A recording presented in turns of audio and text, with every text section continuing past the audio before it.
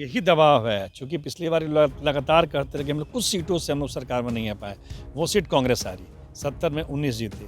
तो इस बार वो नहीं होने देंगे, हम वही सीट देंगे जहाँ से वो जीत सकते हैं। तो वो सीट राजद ने जो अभी विश्लेषण किया उसमें 35 से 40 सीट आ रहा है, तो 30 सीट तो कट गया कांग्रेस का। अब वो 30 सीट आरजेडी अपने पास ले लेगा, आरजेडी था 143 पर, तो वो ले लेगा 160-70।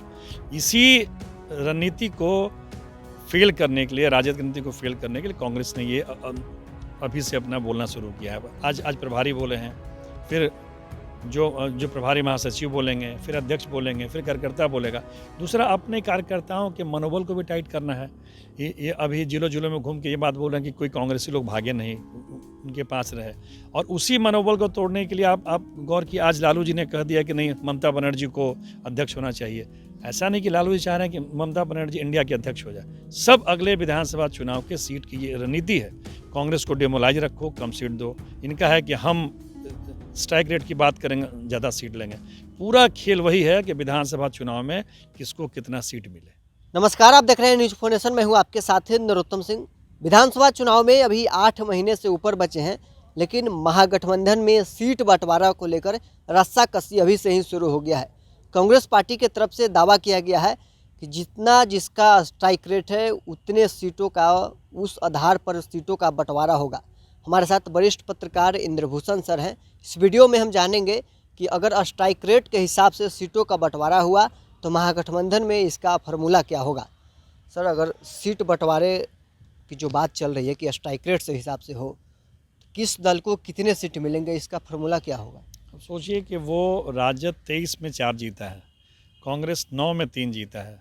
एक पप्पू यादव भी, हम बोलते हैं कि कांग्रेसी हैं, तो कांग्रेस का भी 9 में 4 हो गया, अगर जोड़ ले पप्पू यादव को। तो माले 3 में 2 जीता है।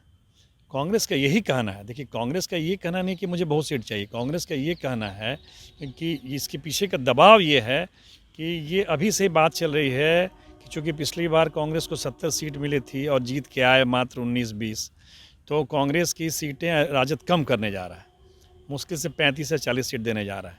तो उस 35-40 सीट से बचने के लिए, अपना सीट फिर से 70-80 पहुंचाने के लिए ये पूरा ये प्रक्रम रचा जा रहा है। उसी को लेकर आज कल बिहार प्रभारी शाहनवाज आलम ने ये बात रखी है कि महागठबंधन बना है भाजपा को हटाने के लिए, विचारधारा आधार पर सांप्रदायिक शक्तियों को हटाने के लिए।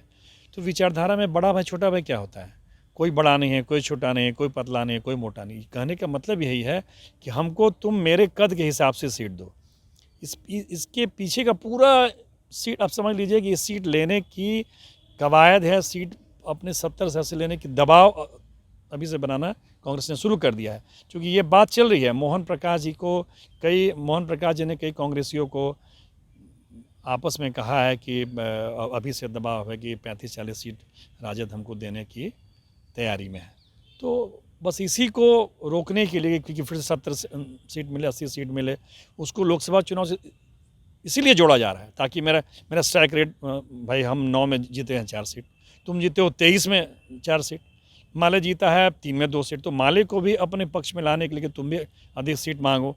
ये पूरा राजद नेतृत्व पर, लालू प्रसाद और तेजस्वी यादव पर सीट, विधानसभा चुनाव में 100 से ज़्यादा सीट लेने का दबाव की ये रणनीति।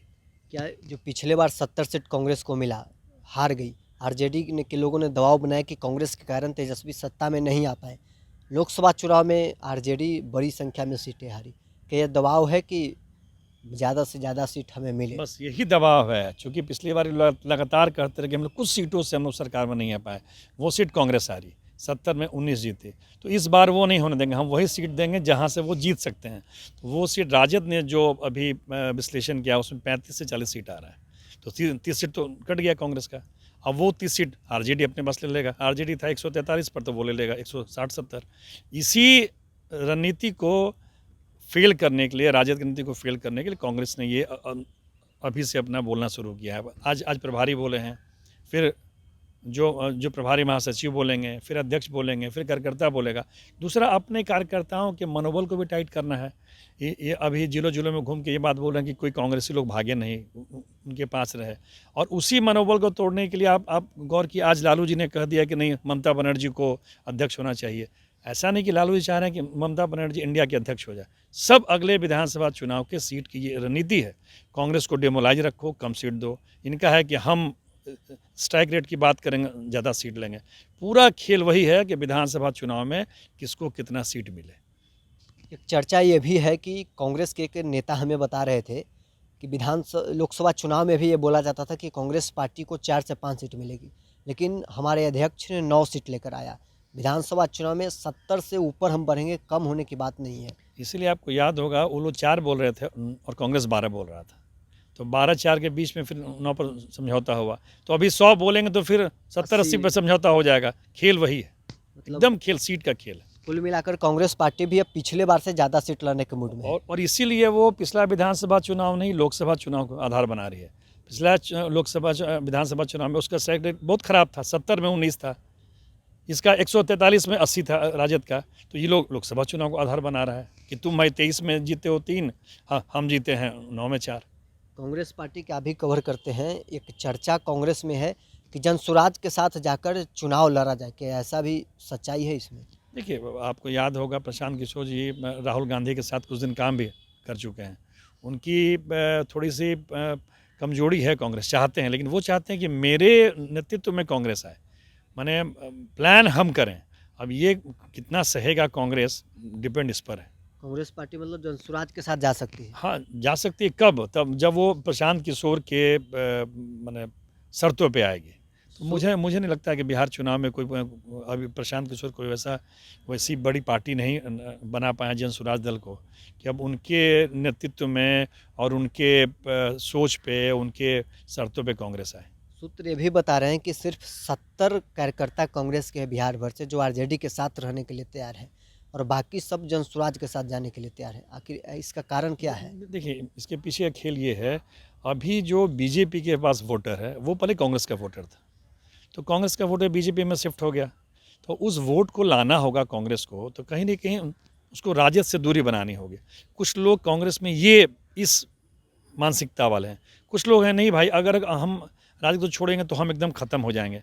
अब ये कौन मानसिकता भारी पड़ेगी अगले चुनाव में, समझौते में और सीट में, अभी आने वाला समय ही बताएगा। अगर कांग्रेस पार्टी महागठबंधन से अलग होती है, किसको फायदा होगा, किसको नुकसान होगा? अभी तो देखिए, अभी क्या है, अभी अगर तत्काल अलग होती है तो पूरा फ़ायदा बीजेपी को हो जाएगा।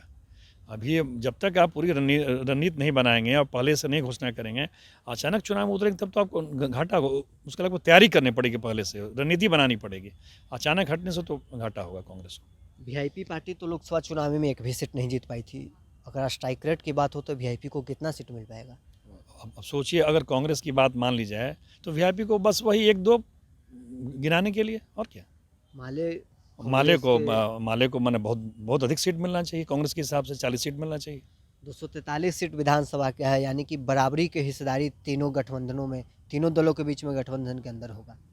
अगर कांग्रेस की माने कांग्रेस की यही डिमांड है कि वो जितने सीट पर पिछली बार थे 143-45 पर लड़ें, अब बाकी हम और माले को मिल जाए। कांग्रेस की डिमांड यही है। वो ये नहीं चाह रहा है कि राजद पिछली बार से कम हो जाए, पिछली बार से राजद बढ़े नहीं। ये खेला है। तो चलिए, वरिष्ठ पत्रकार इंद्रभूषण सर हमारे साथ थे। अगर कांग्रेस की माने तो स्ट्राइक रेट के हिसाब से महागठबंधन में सीट बंटवारा होगा।